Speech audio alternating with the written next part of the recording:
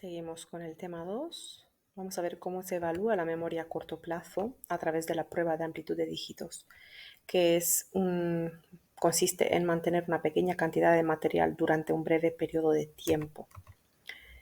La amplitud de la memoria aumenta de la niñez hasta la adolescencia. Normalmente el adulto normal puede mantener en su memoria entre 5 y 9 estímulos, pero si la información se codifica en unidades mayores, las letras como palabras y los números como años, es posible retener 5 de estas nuevas unidades. Uno de los descubrimientos más citados de la psicología cognitiva de la memoria fue el realizado por George Miller en 1956, publicado en el artículo El mágico número 7 más o menos 2, que tiene que ver precisamente con esto, ¿vale? Con los estímulos que mantenemos en la memoria. 7 más o menos 2, o sea, entre 5 y 9 estímulos.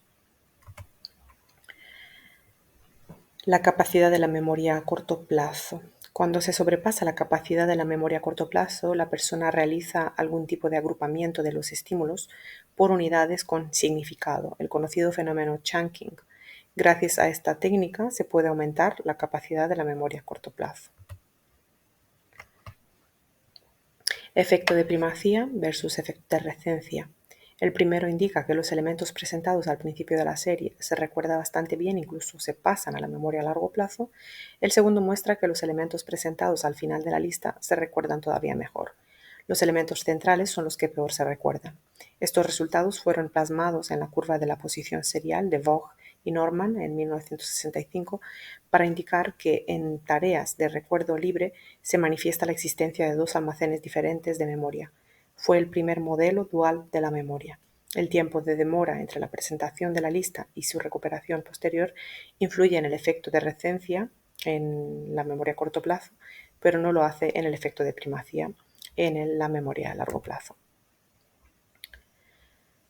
Experimento de Wickens, Born y Allen, 1963. Utilizaron la tarea de Brown-Peterson con dos grupos de participantes, un grupo experimental y otro de control. La tarea consistía en recordar trigramas de letras seguida de una tarea distractora, nombrar colores, y a la presentación de una señal los sujetos tenían que recordar los trigramas. El grupo experimental realizó los 3 primeros ensayos con dígitos y al cuarto ensayo los estímulos cambiaron a letras. El grupo de control realizó los 4 ensayos con letras. Se produjo lo que se conoce como efecto de la categoría. En los 3 primeros ensayos con palabras de la misma categoría, la interferencia va aumentando. Ese efecto se conoce como liberación de la interferencia proactiva, que se traduce como un mejor recuerdo cuando las categorías son diferentes, de frutas a profesiones, por ejemplo. Wickens, 1972, realizó otros estudios y en todos ellos observó que la introducción de una nueva categoría de palabras producía una mejora sistemática del recuerdo. Si la capacidad de la memoria a corto plazo fuera constante, debería mantenerse fija a lo largo de todos los ensayos, independientemente del tipo de material presentado. El hecho de que la capacidad varíe en el cuarto ensayo sugiere que la información contenida en la memoria a largo plazo produce interferencia sobre el material contenido en la memoria a corto plazo.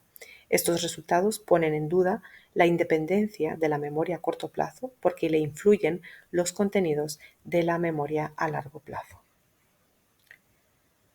El modelo multialmacén o modelo estructural de la memoria propone la existencia de 3 almacenes diferentes de memoria. Tanto las estructuras como los procesos de memoria son de naturaleza interna y no pueden observarse directamente, sino que el investigador tiene que inferirlos a partir de los resultados obtenidos en los experimentos.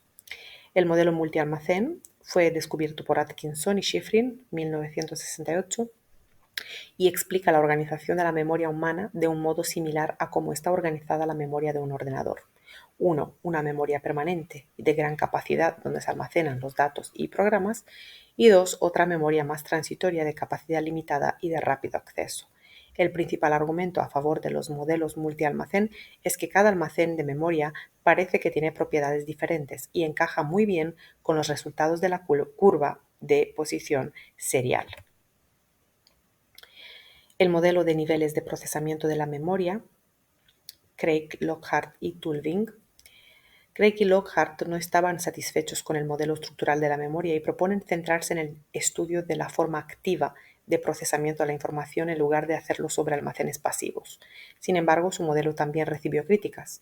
Craig y Tulving, 1975, sometieron a contrastación experimental la hipótesis de que las palabras procesadas profundamente por su significado se recordaran mejor que las palabras procesadas únicamente por sus características físicas. Sin embargo, este enfoque también recibió críticas por tratarse de un modelo circular, ya que se dice que se recuerda mejor porque se ha codificado su significado y porque se ha codificado su significado se recuerda mejor. El argumento es circular. Paradigma de Brown-Peterson o estudiar el olvido bajo condiciones de distracción. La variable independiente fue el número de segundos que duraba la tarea distractora. Los resultados se interpretaron a partir de la teoría de decaimiento gradual de la huella de memoria que se borra con el paso del tiempo. La memoria a largo plazo, interferencia retroactiva y proactiva. La memoria a largo plazo contiene información sobre nuestras experiencias personales. La atención es necesaria para que se puedan formar trazas de memoria duradera en la memoria a largo plazo. Los niños con déficit de atención, a pesar de que sean niños inteligentes, suelen presentar bajo rendimiento escolar. Según Peterson, el olvido en la memoria a largo plazo se produce por interferencia. Existen dos tipos de interferencia, retroactiva y proactiva. La retroactiva se produce cuando nuevos aprendizajes inhiben o interfieren aprendizajes realizados previamente, y la interferencia proactiva, los aprendizajes nuevos son inhibidos por aprendizajes previos. Los resultados de los estudios de Sternberg apoyaron la idea de que la recuperación de la información contenida en la memoria a largo plazo se realiza en paralelo. Conceptos importantes en este tema, los he sacado del libro. Tenemos los almacenes sensoriales, que en el modelo de la memoria estructural son los lugares donde se almacenan brevemente la información de naturaleza perceptiva precategorial que llega al sistema cognitivo a través de las distintas modalidades sensoriales. La amígdala es una pequeña estructura nerviosa del tamaño de una almendra situada debajo de cada lóbulo temporal, directamente implicada en la emoción, las fobias o la ansiedad. La atención selectiva es la capacidad para atender a un estímulo o la realización de una tarea sin que interfieran otros estímulos o tareas presentadas simultáneamente. La computación es un sistema de procesamiento de la información específica, de la forma en la que la información de entrada se corresponde con la información de salida del sistema. La corteza prefrontal es la parte anterior de los lóbulos frontales. De esta parte del cerebro depende la planificación de acciones complejas y la toma de decisiones, la función ejecutiva o la capacidad para diferenciar entre pensamientos conflictivos, determinar lo bueno y lo malo, consecución de objetivos, predicción de resultados de nuestras acciones y el control social de acciones que, si no se controlaran y suprimieran, podrían dar lugar a resultados socialmente inaceptables. Déficit de atención con hiperactividad es uno de los trastornos psicológicos más frecuentes en los niños que tienen problemas de diferentes ambientes como el hogar, la escuela, en las relaciones con los iguales. Si este trastorno no se trata, puede dar lugar a efectos adversos como puede extenderse a la adolescencia, a la edad adulta. Los síntomas son impulsividad, actuar deprisa y sin pensar; hiperactividad, la persona no puede estar quieta, corre, trepa cuando otros están sentados y habla cuando sus iguales o los mayores están hablando. Falta de atención, parece estar en otro mundo y se deja distraer por todo lo que ocurre a su alrededor.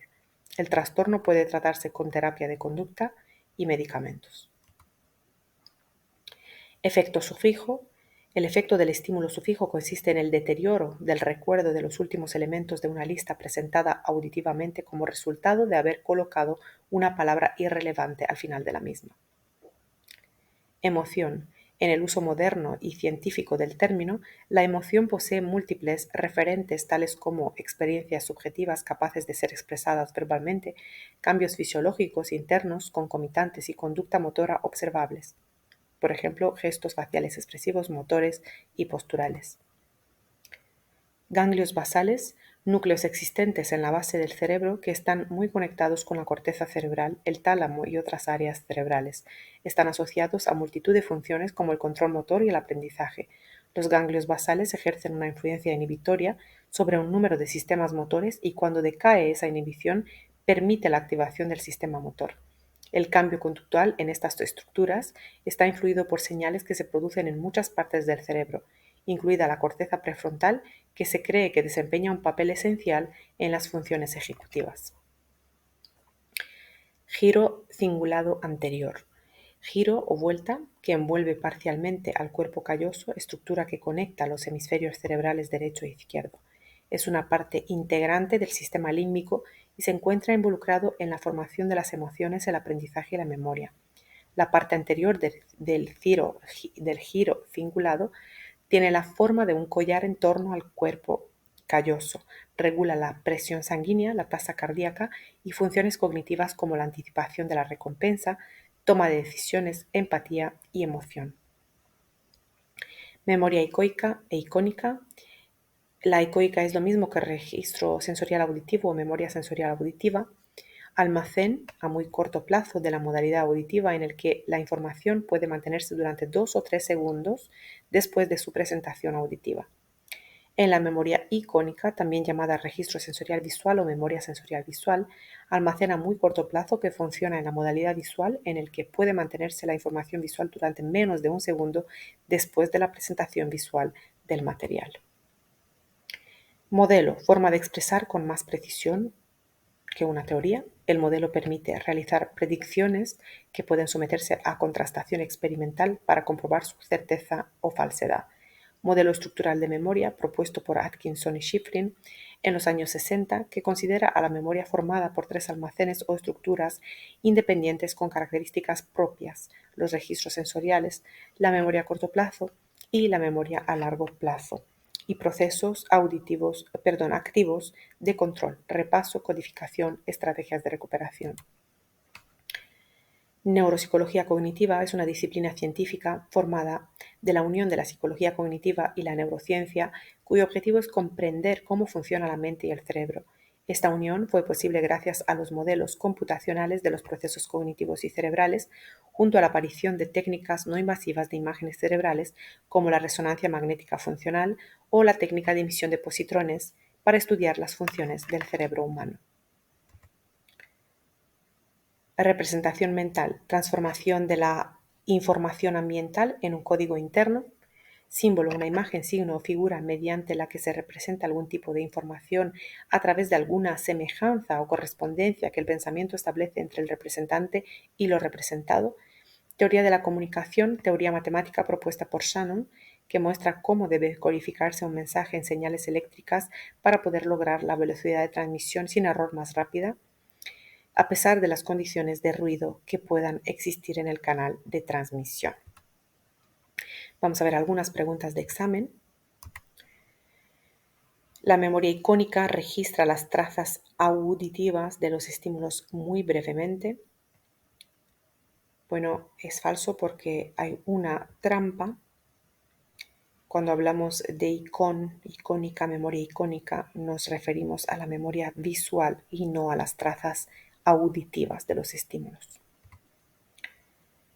Y otra pregunta, si se añade información irrelevante al final de una lista de palabras presentadas auditivamente, empeora el recuerdo de las últimas palabras de la lista. Es verdadero y se trata del efecto sufijo del que ya habíamos hablado. Esto es todo del tema 2. Espero que os ayude.